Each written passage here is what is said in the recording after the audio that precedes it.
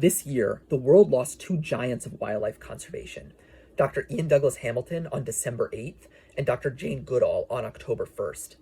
Both of these scientists were major role models for me, and so I wanted to do a short little tribute to them and their life's work to close out 2025. As one of the first scientists to study the behavior of wild elephants, Ian Douglas Hamilton was instrumental in documenting massive declines in elephant populations caused by ivory poaching, which eventually led to an international ban on the ivory trade.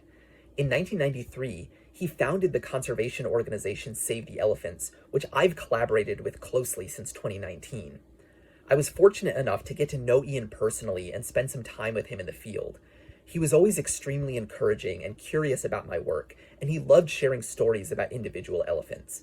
One that sticks in my mind in particular involved a bull elephant that saved the elephants collared in Kenya and then tracked all the way to Somalia, the first elephant to be documented in that country in decades. It still feels a little surreal to me that Ian is gone. The world of elephant conservation won't feel the same without him, but the many scientists and conservationists who he mentored and influenced will continue to honor his legacy by doing everything that we can to protect the elephants he loved so much.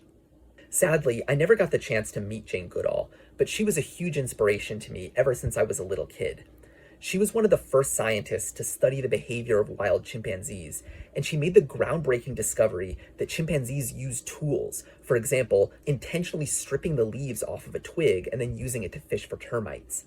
Since then, other scientists have discovered tool use in many other species, ranging from crows to fish, but Jane Goodall was the first one to overturn the notion that tool use is the sole providence of humans.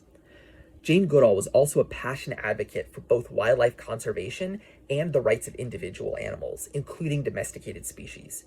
She became vegetarian after reading Peter Singer's book Animal Liberation and went fully vegan in the last decade of her life. She wrote that, quote, "Farm animals are far more aware and intelligent than we have ever imagined, and despite having been bred as domestic slaves, they are individual beings in their own right. As such, they deserve our respect and our help. Who will plead for them if we are silent?" I couldn't agree more, and I hope that this channel and the other activism that I do helps in some small way to carry on this part of her legacy. May both Ian and Jane rest in peace, and may their towering legacies continue to live on.